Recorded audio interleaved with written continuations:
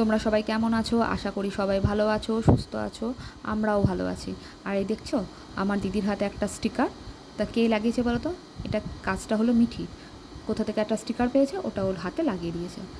আর এই যে দেখছো এই লাইনটা, এটা হলো গ্যাসের লাইন। প্রতিটা ঘরে ঘরে লাগাচ্ছে।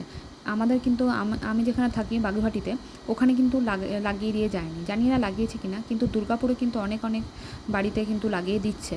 তোমরা জানিও কমেন্ট করে তোমাদের মানে কোথায় কোথায় লাগিয়ে দেওয়া হয়েছে এরকম গ্যাসের লাইন।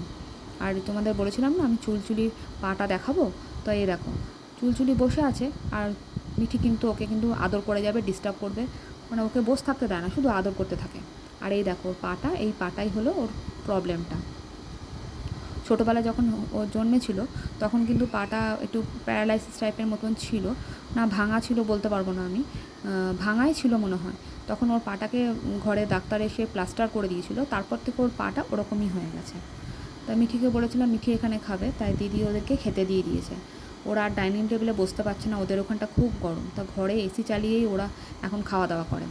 তা ওরা চারজনে, মানে আমার দিদি, জামাইবু, এদিকে আমার মেয়ে আর গুনগুন, ওরা চারজনেই ঘরে বসে পড়েছে। আমি একটু ভিডিও করে আমি এবার চলে যাব আমার ঘরে খেতে। তা আমরা একটু বেরাবো চুলচুলিকে নিয়ে। ওরা রাত্রেবেলা একটু চুলচুলিকে নিয়ে বেরোয়। সামনেটা ওদের অনেক কুকুর ঠুকুর থাকে, তা ওকে বার ঠার করলে যদি কামড়ে ঠামড়ে দেয়, তা একটু দূরে নিয়ে গিয়ে হয়তো পটি টয়লেট করায়, ঘরের সামনেও করায়।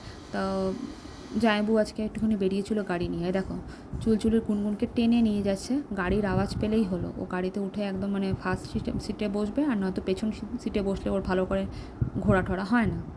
তো দেখতে দেখতে খুব সুন্দর যায়। এসি চালালে আবার খুব ওর কষ্টও হয়। তা ওরা এখন রাস্তায় বেরিয়ে পড়েছি আমরা রাস্তা খুঁজতে, যে ফাঁকা জায়গায় কোথায় আছে, ফাঁকা জায়গায় ওকে টয়লেট পটি করাবে। আর এই জায়গা দেখতে পাচ্ছ ওর পাটার জন্য একটু অসুবিধাও হয় মাঝে মাঝে, কিন্তু এই নিয়েই কিন্তু ভালো হাঁটা চলা, দৌড়াদৌড়ি করা সব কিছু। আর এদিকে দিদি আর আমি কিন্তু ঘরের জামা কাপড় পরেই, সবাই ঘরের জামা কাপড় পরে বেরিয়ে এসেছি, কিন্তু দিদি আর আমি পরেছিলাম ঘরের নাইটি।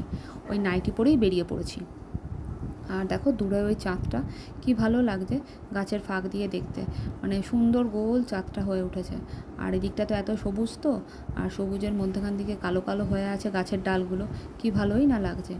তা গুনগুন আর চললো একবার এদিক সেদিক চুলচুলি করে বেড়াচ্ছে। আর এটা দেখতে পাচ্ছ, এটা একটা নার্সারি। তা নার্সারিতে ভাবলাম একটু যাই, খুব সুন্দর গাছ লাগানো, আমি কোনো দিন যদিও বা যাইনি। তা দিদি বলছিল এখানটা খুব সুন্দর, তা ওখানটা এসছি, কিন্তু দেখতে এলাম, কিন্তু দেখে কিছু আর দেখা আর গেল না, কেন এতটাই অন্ধকার হয়ে আছে। গুড মর্নিং, তোমরা সবাই কেমন আছো? আশা করি সবাই ভালো আছো, সুস্থ আছো, আর আমরাও ভালো আছি। আর আজকে আমি কলকাতা চলে যাব। মিঠির মনটা খুব খারাপ, তো এখনও ঘুম থেকে উঠতেই চাইছে না। আর আমারও মনটা খারাপ, কার ইচ্ছা করে নিজের বাড়ি থেকে যেতে। তা চলো দেখাই মিঠি কী করছে, আর দেখতে থাকো, সঙ্গে থাকো। তো রেডি হয়ে মিঠি আর আমি বেরিয়ে পড়েছি।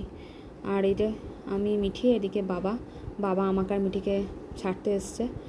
তো দেখতেই পাচ্ছ এটা হলো মুচিপাড়া, দুর্গাপুরের। তা অনেকেই হয়তো জানো, আবার অনেকেই হয়তো জানো না। যারা এখানে থাকো কমেন্ট করো যে কারা এই মুচিপাড়া বা দুর্গাপুরে থাকো, তো ভালো লাগবে। আর আমি আর মিঠি এবার বাসে চেপে পড়েছি। তা মিঠির মনটা খুব খারাপ।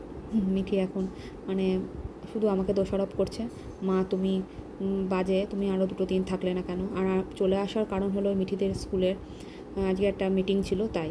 আর এই দেখো আমরা বাস থেকে নেমে পড়েছি, নেমে আবার বাড়ির দিকেও রওনা দিয়েছি। আর আজকে যা মানে একটা মানে কি বলবো, দুর্ঘটনাই বলবো। মানে বাসে চেপেছি, শক্তিগড় এসে শক্তিগড়ে যখন নেমেছি, তারপরে আর বাসের আর এসিটা আর শো করছে না, সে বন্ধ হয়ে গেছে। ফের বাসের লোকরা তো ক্ষেপে লাল। আবার সেই নতুন করে সেই বাস ডাকা হলো, ডেকে সেই ডানলপে দাঁড়ানো হলো, ডানলপ থেকে আবার একটা নতুন বাস দেওয়া হলো। আর ডানলপ থেকে তো বাগুইহাটি তো কাছেই, তোমরা জানো। তা খুব তাড়াতাড়ি পৌঁছে গেছি। আর এদিকে দেখতে পাচ্ছ আমি যখন ঢুকেছি তখন বাইরে খুব মুষলধারে বৃষ্টি আরম্ভ হচ্ছিল। আর আমি এসে পর সব গাছ বাইরে বার করে দিয়েছি। শুভ্রজিৎকে বললাম চলো তুমি আমার সাথে। গাছগুলোকে একটাও যেন ভালো করে জল দেয়নি, আর গাছগুলো না সেই শুকিয়ে পড়েছিল কেমন। তা গাছগুলোকে আবার সব জল মানে বৃষ্টির জল খাইয়ে ঠিকঠাক করলাম। সব ঘরের যত গাছ ছিল সেগুলোকে ধুলাম, ধুয়ে পরিষ্কার পরিচ্ছন্ন করে তারপরে আমার মনটা শান্তি হলো। তারপরে ঘরের কাজ সব করেছি, আগে গাছগুলোকে যত্ন করলাম। এদিকে আমার 3টে মানে মাছের বোলে 3টে মাছ মারা গেছে। যাই হোক, আজকের জন্য ভিডিওটা আমার এখানেই শেষ করছি। তোমাদের কেমন লেগেছে ভিডিওটা তোমরা অবশ্যই কমেন্ট করে, লাইক করে, আর একটা পারলে শেয়ার করে দিও। খুব ভালো লাগবে। আর সাবস্ক্রাইব করতে তোমরা কিন্তু একদম ভুলো না। আর সবাই ভালো থেকো, সুস্থ থেকো। সবাইকে নিয়ে শেষ করছি। টাটা।